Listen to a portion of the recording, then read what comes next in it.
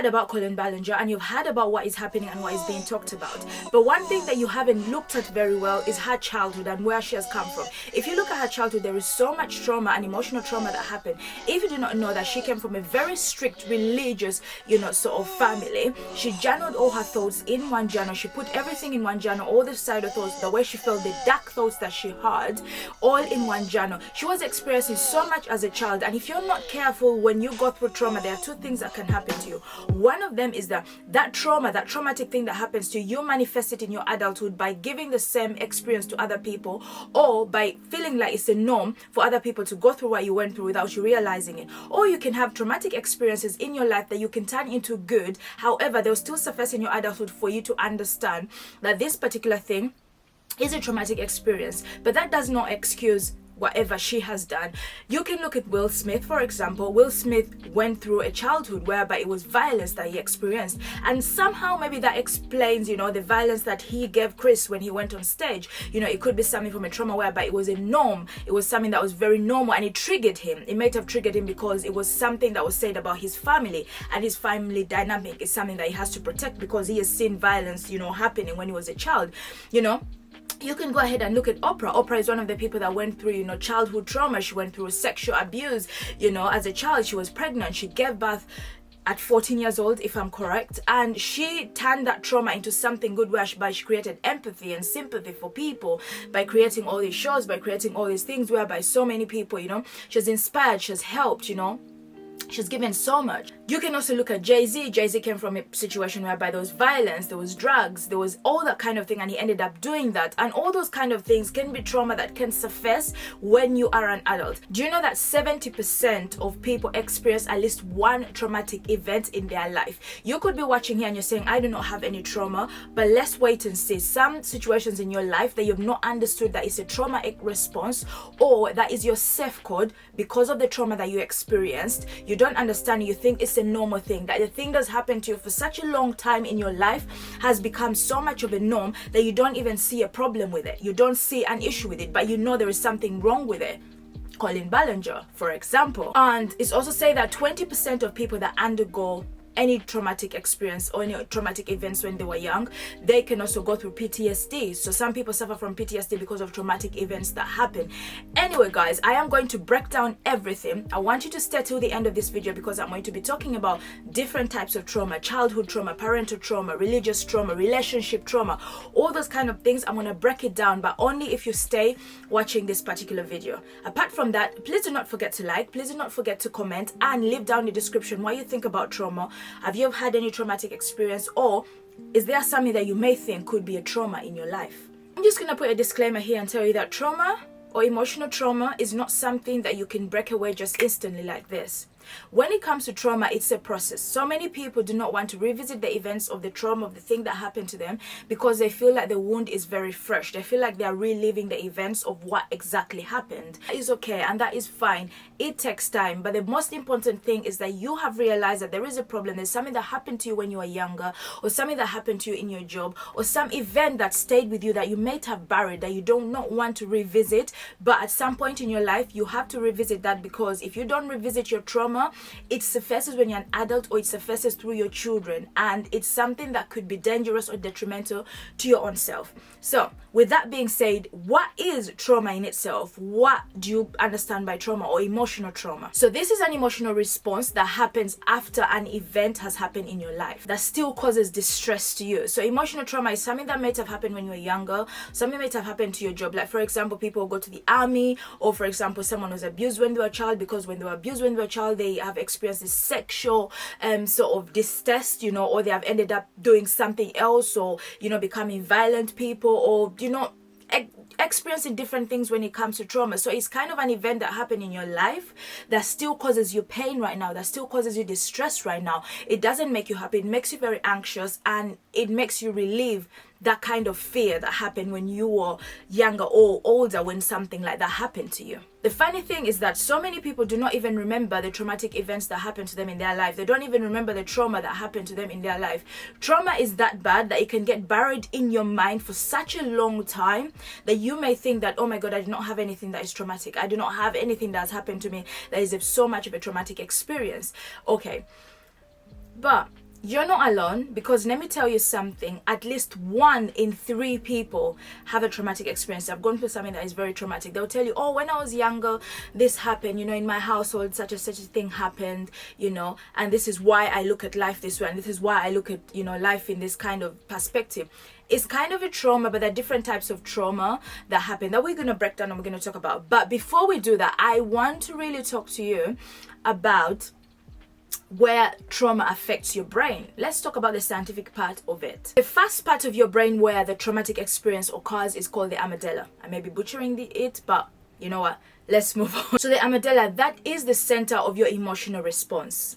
This is a part of your brain that reacts to the good and it also reacts to the bad. Everything in between. This part of your brain is very hyper vigilant. It's ready to protect you from any danger. It's ready to protect you from anything that seems dangerous to you, anything that might have happened to you that you're not happy about, or something that came to your life that, was not really good. The brain will remember that and instantly it will try to protect. That is the center of your emotional response, the center of all your emotions. This part of the brain can be very dangerous because it can ring alarms of things that are false and make them feel like they are real. That is why when you find people maybe who have gone through a military experience, they have been in the army, when they're in experiences whereby maybe they hear a plane or a helicopter, that part of the brain beats again and pumps again and tells you, oh my god, you're in danger, you're in danger, you're in danger. So it start creating the alarm to start you protecting yourself and create a protective response to your own self. But in a way, it's a good part of the brain, and it can also be a very detrimental part of the brain, especially when you have undergone a traumatic experience. The second part of your brain is the hippocampus. Again, maybe butchering the name, but this is a part of your brain that holds memory, which is linked to trauma. This is because your brain remembers that point in your life whereby a traumatic experience happened. It also reminds you how it felt like, how you felt in that very moment, and what can happen if that very thing happens again. This very particular part of your brain, it struggles with what was in the past and what is in the present. That is why it brings up all the traumatic experiences from your past and brings it back in your present to kind of torment you in a way, in my own opinion. That is why your traumatic experiences feel like they are re-happening again, they are resurfacing again. It feels like it's happening over and over again. Sometimes traumatic experiences can come from things like money financially. You grew up from a household whereby there was no money, you struggled, and that money caused a lot of fights and struggles. That feeling of not having money, that feeling of lacking, that feeling of knowing that you don't have enough, you cannot relive that. You cannot relive that. You have to find a way that you have money, you're financially there, and you're okay. That's why you're so obsessed with money. You want to have money, you want to be around money, you're pushing so much to have money. Nothing else matters around you but all about money, so that kind of part, you may have to relive some of the traumatic things that happened to you when you're a child for you to understand that in my young age, when I was growing up, when I was a child, this is what happened, and it's reliving in my adulthood, which is controlling me right now. This particular part of your brain is what they call the fight or flight mode. It literally sets that mode in which it's like flight or fight. Sometimes you may think that life in your adulthood is what is causing you to be the way you are, like your anxiety, your depression, your panic attacks, certain noises, certain sounds, certain memories, certain people, certain individuals. There are people who have traumatic experience when it comes to people that they see, people that they do not like. I'll give you a very example. Where I used to work, there is a guy that has a learning disability, and this particular guy, he hates a particular staff that he works with, and the only reason why he hates this staff is because this staff looks exactly like his mom when he was growing up. So he does not like anything to do with that lady, does not want to work with that lady, doesn't want to be around that lady, because that lady looks like the mom when they were younger, and when he was growing up, when he was young, he did not like that feeling. So every single time he sees this lady coming in at work, he sort of has like a panic sort of situation and a panic feeling of saying, oh my god, that feels like my mom is coming at me, and he is reliving that traumatic experience based on the fact that this particular individual looks exactly like the mom. Some people become violent, some people become withdrawn, and that is why I bring in the kind of thing like Colleen Ballinger, because what Colleen Ballinger has done and what she has experienced and what she was going through, it felt like it was normal, because coming from a strict religious family or a strict religious background, there are so many things that you're not allowed to do. You feel like your voice is being silenced, you feel like you cannot speak as much as you want to speak, and when you get the opportunity whereby you're listened to or you have that power dynamic, you use it to your advantage, because you are never never given that chance when you are a child. Now that may be like, but that does not give an excuse. But because you're not fully aware of that, it's hard for you to come out of that. It's hard for you to understand that what you're doing is wrong. It feels like it's a normal thing, but in actual sense, it's not normal. It's not okay. It's not fine. It's not something that you should live by. That is why Colleen Ballinger, with whatever she done, there's a little bit of grace that you have to give her, that she needs to look inwardly at what happened in her life in order to live that. This video is not about her, but I'm trying to reference her because she's the hot buzz right now. When it comes to trauma does not have to look a certain way. We all experience things that we call trauma. My trauma looks different to another person. Your trauma looks different to another individual. It looks different to every kind of person. So every single thing that happens to someone, it could be someone losing a pet, could be a traumatic experience.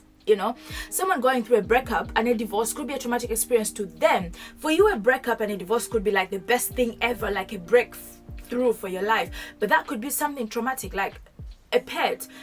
Someone's pet could die, and then that is a traumatic experience. That death is just like, oh my God, I can't get another pet because I'm scared that pet is going to die again. Like, I'm reliving that situation. I'm reliving that kind of life, and I do not want to relive that, So your trauma doesn't have to look the same as the other person, doesn't have to feel the same as the other person. As long as it's causing anxiety in your adulthood, it's causing anxiety in your life, and it reminds you of the memory that happened, an event that happened that you're not particularly pleasant about, you're not particularly happy about, then it could be something that should be looked at. So this brings me to different types of trauma that I'm going to break down in this. This is a very common kind of trauma when it comes to sexuality. And let me say to you something. Anyone who has gone through any traumatic experience from the age of 8 and below, they suffer more when they're adults, because your brain is maturing. When you are at that age, your brain is like a succulent, it's like a sponge. It soaks in everything, it keeps everything, and it locks in everything, in your mind. So children from the age of 8 and below, that is quite a dangerous age, and that's the age whereby some kids don't even talk about it. They don't even bring it up because they don't understand it until they become adults and they start to understand it. So this can surface in things like any exposure to sexual violence, any exposure to anything that you did not consent to, anything that was very sexual in the way of touching, in the way that you were groomed, in the way that you were taught sex, in the way that you came to know anything to do with sexuality in your life. That could be something that could be a traumatic experience to you. And right now in your adulthood, you're so afraid of sex, or either you're very violent when it comes to sex, or you don't really like it, or it made you be a certain kind of person, or like a certain test of things, or gravitate to something in particular. Anxiety, boosting triggers, and memory loss. Some people bury that part of their life when it comes to sexuality because they do not want to relive it. They bury it and they pack it away. But in actual sense, that particular thing that you've packed away is going to resurface again sexually. And some people, due to this emotional trauma, they are so afraid to see a gynecologist. They are so afraid to go and kind of like let anybody see those parts of them, because they are so ashamed and they're so embarrassed, and they're so much in that state whereby they're like, nope, nobody is ever gonna touch me there, nobody's ever gonna do anything to me there, because they have that traumatic experience that they haven't sort of relived. So sexual trauma is something that is so important that you have to look at. If you've gone through anything like that, you have to try to unpack it. It's hard. Let me tell you something. When you've packed something away and it is a wound, and then you start to open it again and feel the freshness of the skin peeling off, it is hard. I'm not going to say to you and sit here and tell you that it's something that is very easy. It's hard. But the very beautiful thing about it is that when you start unpacking it, you start reliving a new beautiful life. Okay? So the next one is childhood and parental trauma. Now this one is a very common one, very, very common one that so many of us have, that I have, that lots of my friends have, that we have got to an adult stage whereby we're unpacking. We all have little children, childlike tendencies that are things that happen to us when we are children, and we're reliving them as adults. And sometimes it causes so many things like anger. But let me talk about it a little bit more. Childhood trauma can stem from things like physical abuse, verbal abuse, some type of violence when we were young. And the worst part of it is that when the primary caregiver of your life is the abuser, it makes it worse than a stranger. It makes it feel a little bit different when, it's a primary caregiver. A primary caregiver is that person that is solely like a mother or a father or an uncle, like that person that primarily is there to take care of you, like took care of you, that you were with, that was, I don't want to use entitled, or who was, given that power or that kind of advantage, that power dynamic over you when you were growing up as a child, to take care of you and help you live, to be the kind of adults that you are now. So that is what I mean by a primary caregiver. Childhood trauma and parental trauma is more likely to affect us when we get older. Parental trauma can affect you in ways whereby you yourself, when you become a parent, that particular trauma resurfaces again.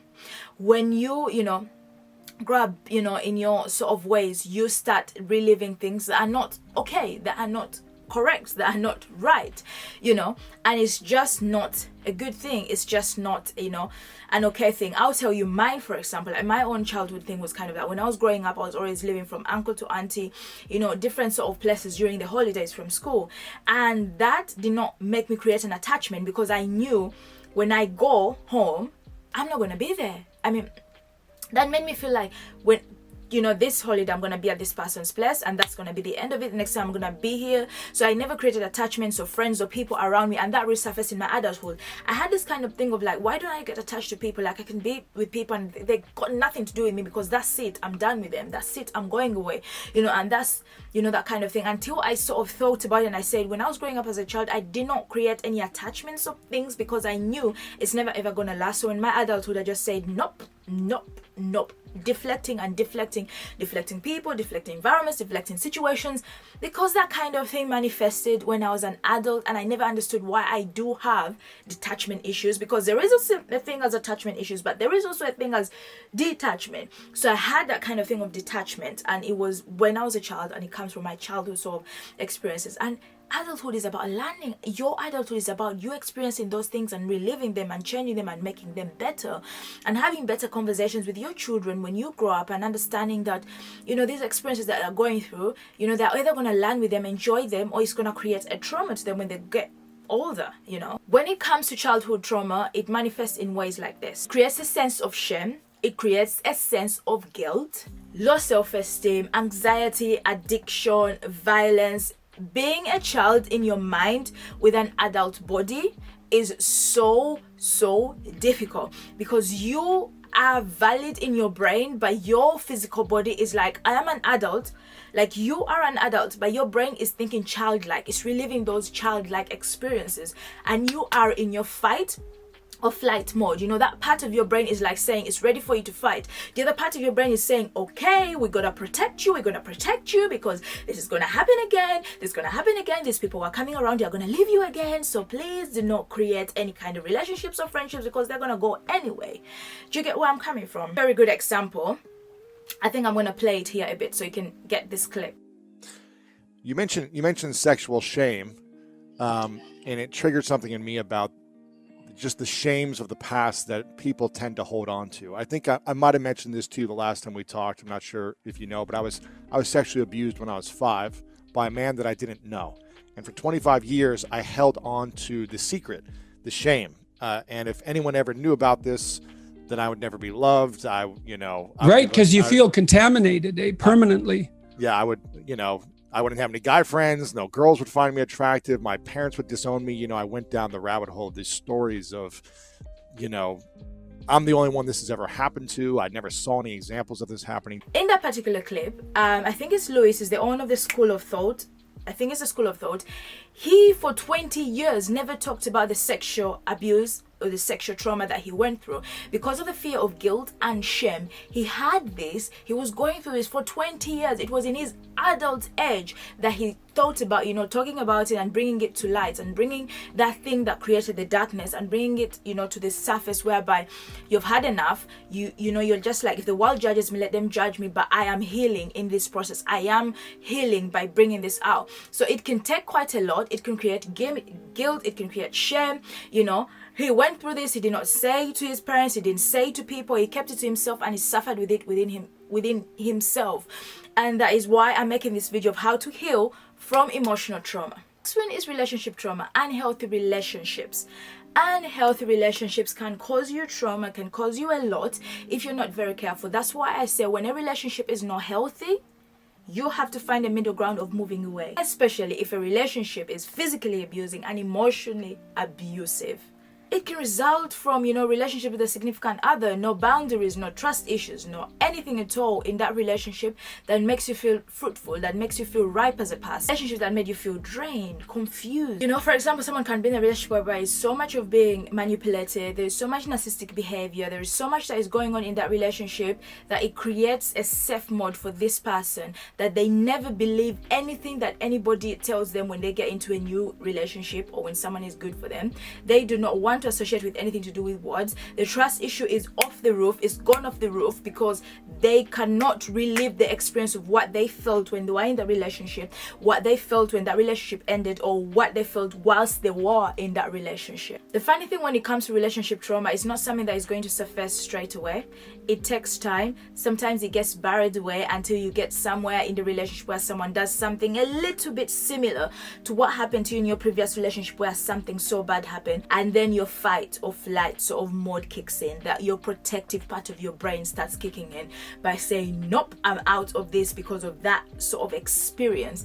Relationship traumas are very weird. Some people just call it, oh, this happened in my past, this happened, this and that. But there's a difference between something happening in your past and understanding that that was an individual thing, than it happening in your life and it becoming like a part of you, that you've created your whole entire life around that situation, around that trauma, around that kind of thing, because there's such a thing as trauma bonding. Because when it comes to relationship trauma, you can end up having trauma bond relationships without even you realizing. You can have trauma bond things with another individual and you think it is normal and it's okay. You don't understand why pain is something that brought you together. You don't understand why anger is something that you understand together.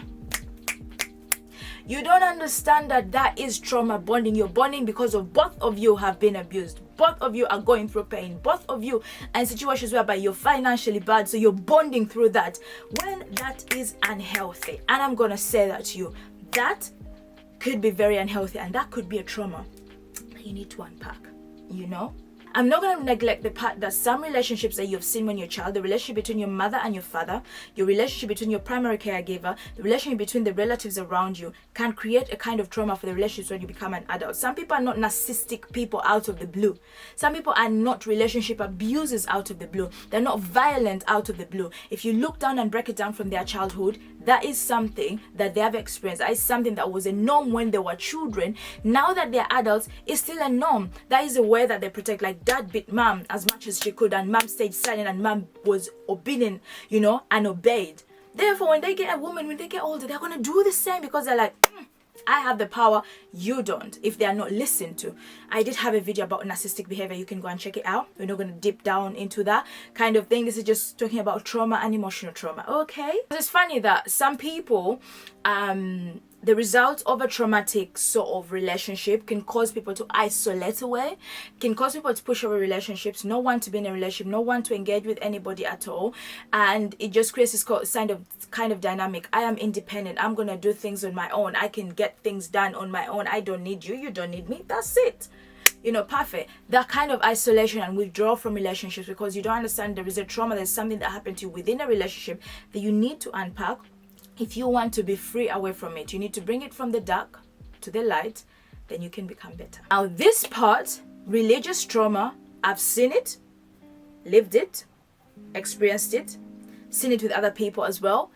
But it's this kind of trauma that happens because of a religious sort of community, the religious environment. You can be in environments when you're growing up that religion rules everything. Anything outside that religion, it makes you feel like you are a lost person. It makes you feel like you're the black sheep. It makes you feel like you have done something really bad. People isolate you. I've seen people that have been taken out of communities. I've seen people that have been excluded from family events, from this and that, because they have chosen not to follow the religious customs and norms that they feel like they do not want to follow. Sometimes it occurs with things when it comes to churches and communities. I've seen churches whereby the pastor has been accused of sexual abuse, has been accused of this. The pastor has done something to a friend or has done something to you. The whole church community is so rotten to an extent that you cannot relive this situation again, and you start criticizing the church so much, but you're criticizing from a point of pain, from a traumatic experience, and then you forget that your relationship with God is very different from the church. The church is not God, but it's a place whereby all people that are godly collect communally to kind of have a same goal to worship God. But the relationship between you and God is you alone. But when you're in an environment whereby you trust the people there, you think that they all think the same, they're reading the same Bible as you, or Quran, or whatever you sort of read in your religious dynamic, but then they do something like that, it creates kind of a trauma that is so hard to understand, even within families, like that trauma within families as well, like Colleen Ballinger with her family, and that kind of religious strictness that they had, that her voice is not silent, everything is evil, evil, evil, evil, evil, evil, don't speak, we don't do that. That is not good. This kind of trauma is a little bit dangerous because it creates things that you cannot confide in, you cannot trust, you cannot do this, you cannot do that, because religion in a way is like a community, and when your community fails you, you feel like you yourself have failed. Things like trust, worthiness, self-esteem, all those kind of things go off the roof, and you understand, why don't I feel worthy? Why don't I feel like I don't trust anybody? Because the people that you trusted the most, they let you down.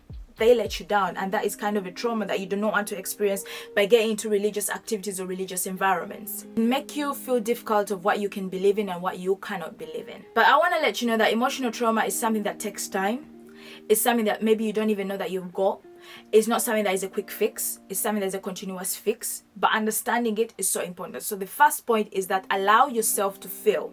If you want to heal from emotional trauma, you're going to allow yourself to feel. And that is one thing that Colleen Ballinger has really forgotten to feel. I'm not judging her. I'm not a psychologist. I'm not a whatever, kind of person. But when she did her apology video, whereby she had, I don't know how they call that instrument. I know it, but I've forgotten how to say it.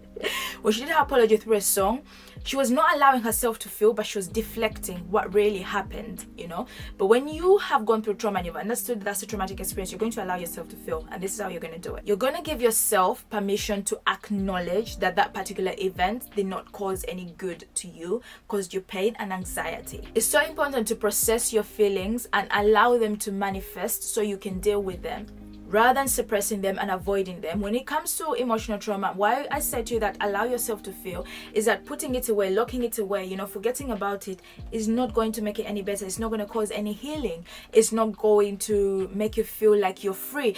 Sometimes when you have that thing on your shoulder, something really heavy on you, that you feel like, oh my God, I'm going to keep this forever. But no, you have to unpack it so you can feel lighter, a bit lighter in your shoulders, and feel like, oh, that weight is off, by allowing yourself to feel. The next point is you're going to establish healthy coping mechanism. Find healthy ways to deal with your emotions. It could involve journaling or creating outlets, or understanding that the problem is not just you being a bad person. The problem is not that just you being, practicing mindfulness as well, and being in support groups can really, really help if you're trying to heal any emotional trauma. Anything that causes a trigger that you're not very comfortable with, you need to exclude yourself away from it. And that brings me to a point of setting boundaries. Learn to reorganize and reset your boundaries in order to protect that particular thing that you're still hot about, that that is still affecting you right now. That is something that you have to kind of like protect and set a boundary. Learn to say no to things that don't serve you. Learn to take yourself out of situations that are going to trigger you to create an emotional response. Anger, sort of being angry at things could be an emotional response for trauma that happened to you. So if you see that there's a situation that's going to cause you that, say no, remove yourself from that situation, exclude yourself from that situation, because you know what, you know yourself better, and you know that being in there is going to trigger certain things that you do not want to be part of or relive again. The next part that we are doing right now is educate yourself on trauma. Educate yourself on what type of trauma you're having, what is causing your trauma. It's very important that you educate yourself when it comes to trauma, because it's something that we kind of push away and we neglect and we don't think about or talk about, but it's something that has to be talked about, has to be brought to the surface, because it's so important. Knowing coping mechanisms, understanding strategies can empower you, can educate you to deal with the situation so much better, to heal from it so much better, to get to a point whereby you feel satisfied comfortable and happy within yourself. You know, reading books, articles, relatable content online, watching videos like mine right now can also help you, you know, to kind of like get better by educating yourself. I cannot stress the importance of learning and educating yourself. The power that you have is your mind, and when you educate yourself, when you learn from there, it makes it so much better for situations in life. People in life, they know things you do not know because they took time to learn. They took time to educate themselves, you know, about it. You know, you go to a therapist, you know, for some reason, you know, to talk about your issues and stuff like that, because they educated themselves on that kind of process of therapy and emotions and stuff like that. Something that you can do as well. I'm not saying be a therapist, but I'm just giving you an example. Okay, so it's just like the power of your education is so unlimited and so unmeasured. So try as much as you can to learn and understand your trauma. The other one that I've said so many times in this video is be patient with yourself. Take time. Do not rush. Do not, you know, be in a hurry to heal it, because healing is a process, and sometimes you fall off the healing journey. Sometimes you're off the wagon. Sometimes you know, things resurface again. Colleen Ballinger resurfacing again. You know, Will Smith resurfacing again. Things coming back to light over and over again. But if you are in a mode of healing and you're being patient with yourself, it gets, you know, better, because this thing happened to Colleen Ballinger years ago and she made an apology, and now it's happening again, and now everything is reliving again over and over and over again, and she's still in denial of it. But if she comes to terms and just be patient with herself, acknowledge, understand, and allow herself to feel, and then create a surface whereby everyone who has been affected by what she has done can heal as well, will be powerful and important. Practice self-care physically and emotionally in every possible way that you can. Practice, practice, practice. Activities that bring you joy, peace, relaxation, comfort, smiles, and happiness. Please do that as much as you can, especially if you're reliving a traumatic experience. It is okay. It's not happening now. It's fine. It's okay. You know, it's just your brain praying.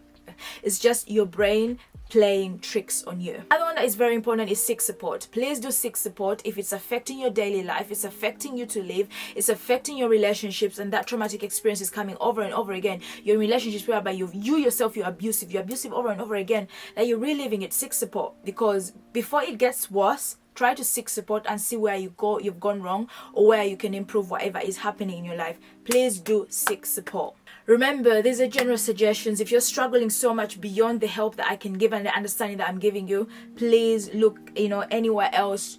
Feed yourself with information, seek people, talk to people, and that could be something that could help you. But apart from that, I'm going to end this video here, and I hope this has really helped you in your, you know, journey of trauma and understanding trauma, and saying that it's okay, you're not alone. You know, a lot of us experience trauma. 13 million people in the world have gone through traumatic experiences. You're not on your own. You're not abnormal. You're not weird. It's not strange. It is okay. All right, I'm going to end this video. Do not forget to subscribe once again, and if you got to the end of this video, you are a champion. Thank you so much for watching. I shall see you on my next very interesting video. That, you know what, if you're not subscribed, you may not know, because I do put out polls on which video you'd like to see next, and if you're participating, then you are having an impact on this channel. Okay, see ya.